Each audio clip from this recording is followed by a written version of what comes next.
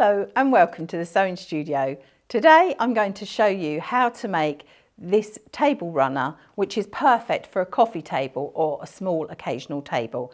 And this is made using a pack of mini charms, which is 42 2.5-inch squares.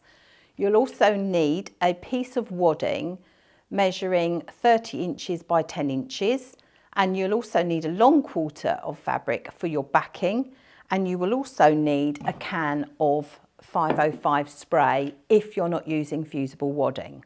So I'm going to show you how you do this. So the first thing you do is you open your pack of mini charms and then you sew them together like this. And Wizard has done some sewing for me already.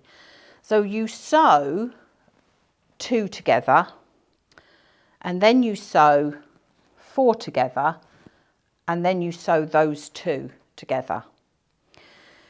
Then you need 6 rows with 5 squares in.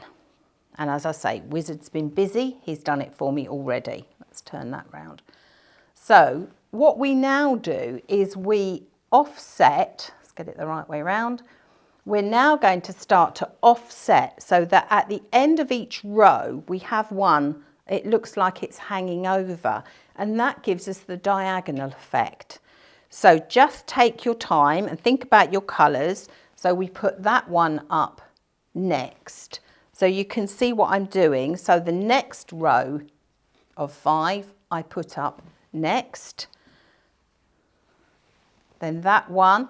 So you can see that every time I start a row, I don't start at the end.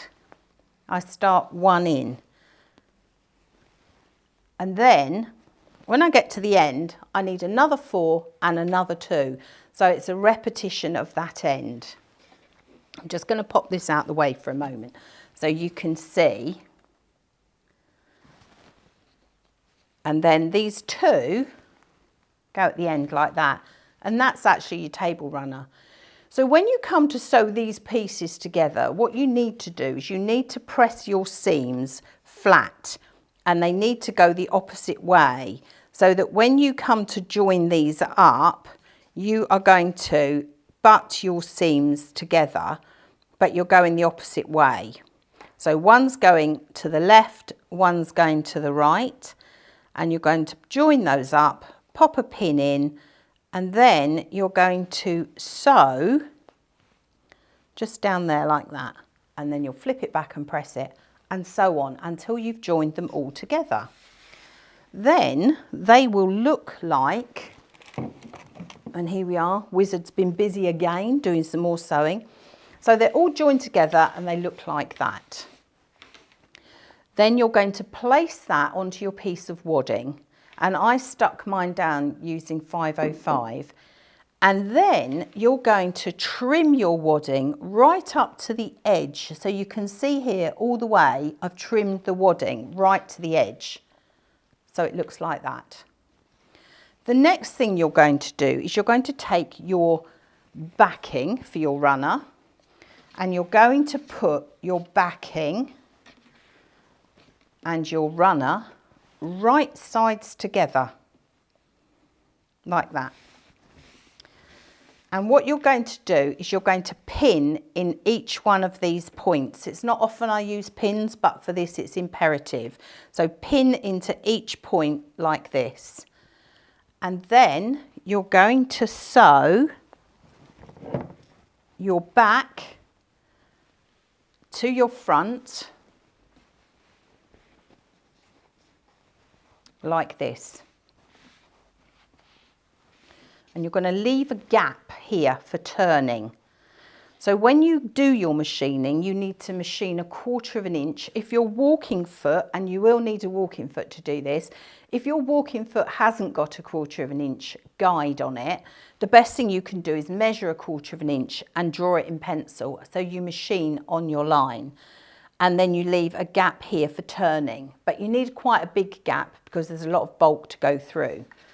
When you've done that and it looks like this, you're then going to take your scissors and you're going to trim your fabric right up to the edge of your wadding like this.